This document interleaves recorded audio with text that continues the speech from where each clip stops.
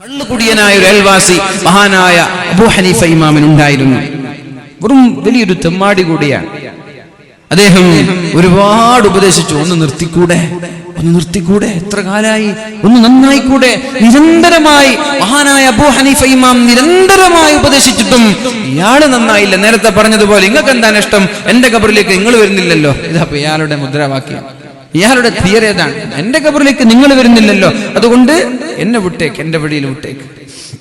അവസാനം മഹാനായ അബൂ ഹനീഫ ഇമാം ദേഷ്യം കൊണ്ടും നിരാശ കൊണ്ടും അദ്ദേഹത്തെ ഉപദേശിക്കുന്നതിൽ നിന്ന് മാറുന്ന അദ്ദേഹത്തെ മെയിൻറ്റ് ചെയ്യാതായി. ഒരുപാട് ദിവസങ്ങൾ കഴിഞ്ഞു, ഒരുപാട് മാസങ്ങൾ കഴിഞ്ഞപ്പോ ഈ കള്ളുകുടിയന്റെ ഭാര്യ, ഞാൻ പറയുന്ന വിഷയം എന്താണെന്ന് ശ്രദ്ധിക്കണം എന്റെ ഓരോ സഹോദരങ്ങളും, ഒന്ന് ശ്രദ്ധ തെറ്റരുത്. കുറച്ച് സമയം നമ്മുടെ മുമ്പിലുള്ളൂ, അതുകൊണ്ട് വളരെ പ്രത്യേകിച്ചിട്ട് നമ്മുടെ കമ്മിറ്റി ഭാരവാഹികൾ, ഉത്തരവാദപ്പെട്ട ആളുകൾക്ക് കേൾക്കണം. നിങ്ങൾ ചെയ്യുന്ന പ്രവൃത്തിയുടെ മഹത്വം എത്രത്തോളം ഉണ്ട് നിങ്ങൾ മനസ്സിലാക്കണം. നമ്മൾ കാര്യം ചെയ്യുന്നുണ്ട്, അതിന്റെ മഹത്വം നമ്മൾക്കറിയുന്നില്ല, അതിനർത്ഥമില്ലല്ലോ. നമ്മൾ ഇഖ്ലാസോടുകൂടി ചെയ്യുന്നതാണെങ്കിൽ അതിന്റെ മഹത്വം എത്രത്തോളം ഉണ്ട് എന്ന് നമ്മൾ തിരിച്ചറിയണം. മഹാനായ അബൂ ഹനീഫ ഇമാം ഈ കള്ളുകുടിയനെ ഉപദേശിക്കുന്നത് നിർത്തി പിന്നെ കാണാതായി. ഒരുപാട് മാസങ്ങൾക്ക് ശേഷമാണ് ആ മഹാനായ അബൂ ഹനീഫ ഇമാമിന്റെ വീട്ടിലേക്ക് ആ കള്ളുകുടിയന്റെ ഭാര്യ കടന്നു വരുന്നത്. വാതിൽ മുട്ടി തുറന്നു നോക്കുമ്പോൾ കുടിയന്റെ ഭാര്യയാണ്.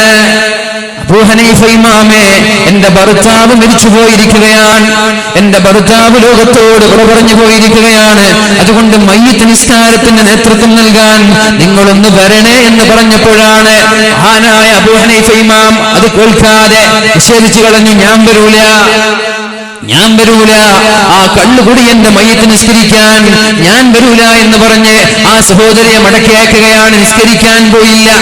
കള്ളുകുടിയൻ അവിടെ മരിച്ചോ, മയ്യിത്ത് നിസ്കരിച്ചോ, കപടമളമാടി. രാത്രിയായപ്പോ രാത്രിയായപ്പോ മഹാനായ അബൂ ഹനീഫ ഇമാം ഉറങ്ങാൻ പോയി. ഉറങ്ങുമ്പോഴാണ് ഒരു സ്വപ്നം കാണാനിടയായത്. എന്താണ് ഇത്രേ സ്വപ്നം?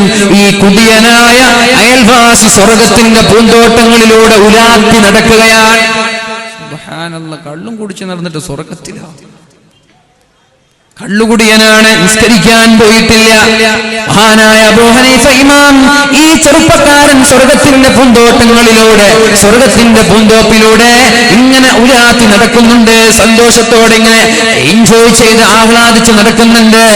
അത് മാത്രമല്ല, അയാൾ ഇങ്ങനെ വിളിച്ചു പറയുന്നുണ്ട്, നിങ്ങൾ അബൂ ഹനീഫയോട്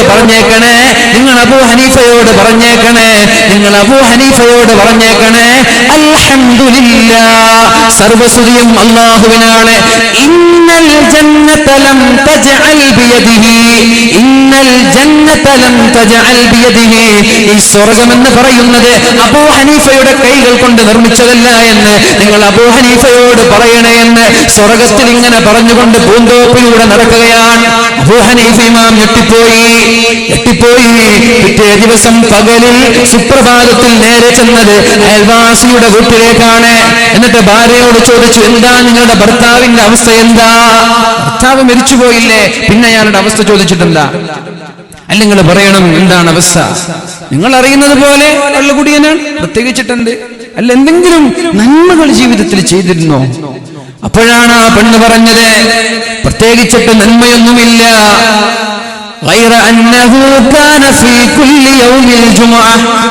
എല്ലാ വെള്ളിയാഴ്ച രാത്രിയിലും എല്ലാ വെള്ളിയാഴ്ച പകലിലും അദ്ദേഹം യതീം മക്കളുടെ സമീപത്തേക്ക് കടന്നു ചെന്നിട്ട് ജീവിച്ചിരിക്കുന്ന യതീം മക്കൾക്ക് ഭക്ഷണം നൽകുമായിരുന്നു, അവരെ ഭക്ഷിപ്പിക്കുമായിരുന്നു. എല്ലാ ദിവസവും വെള്ളിയാഴ്ച രാവിലെ യതീം മക്കളുടെ സമീപത്തേക്ക് പോയിട്ട് അവർക്ക് ഭക്ഷണം നൽകുമായിരുന്നു. അതുമാത്രമല്ല, മക്കളുടെ തലയുടെ മുടിയുടെ ഇടയിലൂടെ വിരലുകൾ ചേർത്ത് തല ഇങ്ങനെ തടവി കൊടുക്കുമായിരുന്നു. എന്നിട്ട് അദ്ദേഹം കരയുമായിരുന്നു. ഈ മക്കളുടെ അടുത്തേക്ക് വിളിച്ചിട്ട്, ഈ യതീം മക്കളുടെ അടുത്തേക്ക് വിളിച്ചിട്ട് ആ കള്ളുകുടിയനായ വ്യക്തി പറയുമായിരുന്നു, അമ്മിക്കും ഉദൂനി അമ്മിക്കും. മക്കളെ എനിക്ക് വേണ്ടി ദുആ ചെയ്യണേ മക്കളെ, എനിക്ക് വേണ്ടി പ്രാർത്ഥിക്കണേ മക്കളെ, എനിക്ക് വേണ്ടി പ്രാർത്ഥിക്കണേ മക്കളെ എന്ന് ആഴ്ചയിൽ ഒരു തവണ, ഒരു വെള്ളിയാഴ്ച മാത്രം യതീമക്കളുടെ സമീപത്തേക്ക് പോയി അവർക്ക് ഭക്ഷണം നൽകി അവരെ ദുആ ചെയ്യിപ്പിക്കുമായിരുന്നു. ഈ ഒരു അമല് കാരണത്താലായിരിക്കും എന്റെ ഭർത്താവ് സ്വർഗത്തിലേക്ക് എത്തിയത് എന്ന് ആ ഭാര്യ പറയുമ്പോ ഇവിടെ കൂടിയിരിക്കുന്ന സഹോദരങ്ങളോട് എനിക്ക് പറയാനുള്ളത്, 18,000 രൂപ ഒരു വർഷത്തിലെ കുട്ടികളെ ഏറ്റെടുത്ത ആളുകൾ ഈ സദസ്സിലുണ്ട്. ഒരാളുകൾ ഏറ്റെടുത്തില്ലേ നമ്മുടെ കുട്ടികളുടെ? 18,000 രൂപ ഒരു വർഷത്തെ ചെലവ് ഒരു കുട്ടിയുടെ. ഒന്നുമില്ല, കള്ളും കുടിച്ച് മത്തിൽ ലഹരിയിൽ ജീവിച്ച ഒരാൾ സ്വർഗത്തിലെത്തിയത് യതീമക്കൾക്ക് ഭക്ഷണം നൽകി അവരോട് ദുആ ചെയ്യിപ്പിച്ചു എന്നതാണ്. മഹാനായ അബൂ ഹനീഫ ഇമാം ഉദ്ധരിച്ചൊരു സംഭവമാണിത്. 18,000 രൂപ ഒരു വിദ്യാർത്ഥിക്ക് ഞാൻ ഏറ്റെടുക്കാമെന്ന് പറഞ്ഞിട്ട് ദിവസേന 100 കണക്കിന് ആളുകൾ ഏറ്റെടുക്കുന്നുണ്ട്. നിങ്ങൾക്കൊക്കെ അല്ലാഹു നൽകുന്ന പ്രതിഫലം അതാണ്. പരിശുദ്ധ ഹബീബ് പറഞ്ഞതുപോലെ സ്വതക്ക നൽകുന്ന ആളുകൾ ഈമാൻ സലാമത്തായി പുഞ്ചിരിച്ച് മരിക്കാമെന്ന് പറഞ്ഞതുപോലെ. ഗോൾഡിന്റെ ആളുകളെ അരമന ഗോൾഡിലെ പ്രവർത്തകത്തിന്റെ ഓണേഴ്സ് ഇൻഷാ അല്ലാഹ് ഒരു മാസത്തിൽ 1,500 എന്ന രീതിയിൽ ഒരു വർഷത്തിൽ 18,000 ഈ സ്ഥാപനം നിലനിൽക്കുന്ന കാലത്തോളം ഏറ്റെടുത്തിരിക്കുകയാണ്. അല്ലാഹു അർഹമായ പ്രതിഫലം നൽകി അനുഗ്രഹിക്കട്ടെ.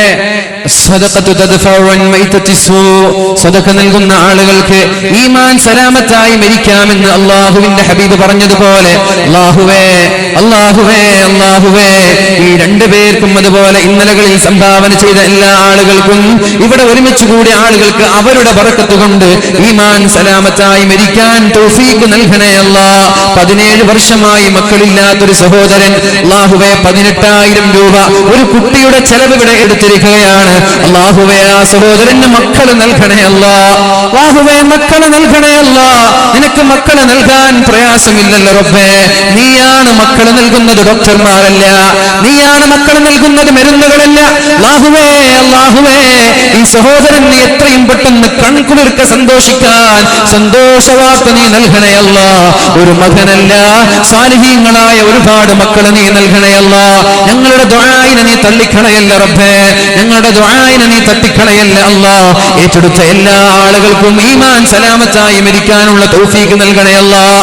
മരണം വരെ ആഫിയത്തോടെ ഇസ്സത്തോടെ ജീവിക്കാൻ നീ തൗഫീഖ് നൽകണേ അല്ലാഹ്. ഇനി ഉണ്ടാരെങ്കിലും വേഗം കൈപൊക്കി നമുക്ക് വേഗം വേദ പറയാം. സമയം ഞാൻ ചെലവഴിക്കുന്നില്ല. അപ്പോ അങ്ങനെ താല്പര്യമുള്ള ആളുകൾ ഉണ്ടെങ്കിൽ ഒന്ന് കൈപ്പൊക്കെ. പെണ്ണുങ്ങളോ ആണുങ്ങളോ ആരെങ്കിലും ഉണ്ടെങ്കിൽ ഒന്ന് എഴുതിയിട്ട് കൊടുത്താൽ മതി. ഉണ്ട്, ഒരാളുണ്ട് അല്ലെ? അൽഹംദുലില്ലാഹ്. അല്ലാഹുവേ നീ സ്വീകരിക്കണേ റബ്ബേ. ഖൈറുകും മൻ തഅല്ലമൽ ഖുർആന വഅല്ലമ. നിങ്ങളിൽ ഏറ്റവും നല്ലവൻ ഖുർആൻ പഠിക്കുന്നവനും പഠിപ്പിക്കുന്നവനുമാണെന്ന് പരിശുദ്ധ റസൂലുള്ളാഹ്. നമ്മൾ ചെയ്യുന്ന ജോലികളിൽ ഏറ്റവും നല്ല ജോലി പരിശുദ്ധമായ ഖുർആൻ പഠിപ്പിക്കലാണ്. നമ്മുടെ പഠന വിഷയങ്ങളിൽ ഏറ്റവും മഹത്വമുള്ളത് ഖുർആൻ പഠിക്കലാണ്. ആ സ്ഥാപനങ്ങളിൽ 400 വിദ്യാർത്ഥികൾ ദൈനംദിനം ഓതിക്കൊണ്ടിരിക്കുന്ന ഓരോ ജുസ്, സുബഹി നിസ്കാരം കഴിഞ്ഞ് ഓരോ വിദ്യാർത്ഥികളും 20 മിനിറ്റ് ഖുർആൻ ഓതുന്നുണ്ട്. 7:45 പിരീഡ് തുടങ്ങിയാൽ 4:10 വരെ ദീനുമായി ബന്ധപ്പെട്ട് കിടക്കുന്നവരാണ്. ആരാണ് ആലിമീങ്ങൾ എന്ന് പറയുന്നത്? ആരാണ് മുതഅല്ലിമീങ്ങൾ എന്ന് പറയുന്നത്? സമുദ്രങ്ങളിലെ മത്സ്യങ്ങൾ അവർക്ക് വേണ്ടി പ്രാർത്ഥിക്കുന്നുണ്ട്. ആകാശങ്ങളിലുള്ളവർ മുഴുവനും ഭൂമിയിലുള്ള സകല ചരാചരങ്ങളും അവർക്ക് വേണ്ടി പ്രാർത്ഥിക്കുന്നുണ്ട്. അല്ലാഹു പ്രാർത്ഥിക്കുന്നുണ്ട്, മലക്കുകൾ പ്രാർത്ഥിക്കുന്നുണ്ട്. അല്ലാഹു ബഹുമാനിച്ച, അല്ലാഹു ആദരിച്ച വിഭാഗമാണ് ആലിമീങ്ങളും മുതഅല്ലിമീങ്ങളും. അല്ലാഹുവിന്റെ ദീൻ നിലനിർത്താൻ വേണ്ടി ആവേശത്തോടെ ഏറ്റെടുത്ത ഈ ആളുകൾ അല്ലാഹുവേ അവരെ നീ ഏറ്റെടുക്കണേ അല്ലാഹ്. അവരുടെ ദുനിയാവും ആഖിറവും വിജയത്തിലാക്കണേ അല്ലാഹ്. അപകടങ്ങളിൽ നിന്ന് കാക്കണേ അല്ലാഹ്. അല്ലാഹുവേ അവരുടെ ബറക്കത്ത് കൊണ്ട് ഞങ്ങളെയും നീ കാക്കണേ അല്ലാഹ്. ഈ സദസ്സിനെ നീ വിജയത്തിലാക്കണേ അല്ലാഹ്. അതിലേക്ക് അൽഹംദുലില്ലാഹ് സഹോദരൻ കൂടി അല്ലാഹുവേ സ്വീകരിക്കണേ റബ്ബേ. അർഹമായ പ്രതിഫലം നൽകണേ അല്ലാഹ്. അല്ലാഹുവേ ഓരോ വിദ്യാർത്ഥി പഠിക്കുമ്പോഴും ഒരു ഹർഫിന് 10 ഹസനത്ത് എന്ന രീതിയിൽ ഇൻഷാ അല്ലാഹ് നാളെ മരിച്ചു കിടക്കുമ്പോ നമ്മുടെ ഖബറിലേക്ക് അതിന്റെ ഒരു ഓഹരി നീ നൽകണേ അല്ലാഹ്. ഇന്ന മിമ്മാ യൽഹഖുൽ മുഅ്മിന മിൻ അമലിഹി വഹസനാതിഹി മിൻ ബഅദി മൗതിഹി ഇൽമൻ അല്ലമഹു വനശറ. നമ്മൾ മരിച്ചാൽ നമ്മുടെ ഖബറിലേക്ക് നിരന്തരം നിരന്തരമായി കടന്നു വരുന്ന നന്മകളുണ്ട്. നമ്മൾ മരിക്കലോടുകൂടി നമ്മുടെ നന്മകൾ അസ്തമിക്കുന്നില്ല ചെറുപ്പക്കാരാ. ആരെന്ത് പറഞ്ഞാലും, ആര് വാട്സപ്പിലൂടെ, ഫേസ്ബുക്കിലൂടെ, സോഷ്യൽ മീഡിയകളിലൂടെ ഇല്ലാത്ത നുണപ്രചരണങ്ങൾ പ്രചരിപ്പിച്ചാലും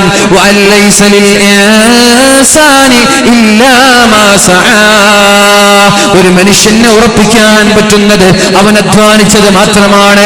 ഈ സ്ഥാപനത്തിന് വേണ്ടി 18,000 ഈ സ്ഥാപനത്തെ സഹായിച്ചിട്ടുണ്ടെങ്കിൽ ഇൻഷാ അല്ലാഹ് അത് നമ്മുടെ അധ്വാനത്തിന്റെ ഫലമാണ്. അത് നാളെ ഖബറിലേക്ക് കടന്നു വരുമെന്ന് ഉറപ്പ് തന്നെയാണ്. അല്ലാഹു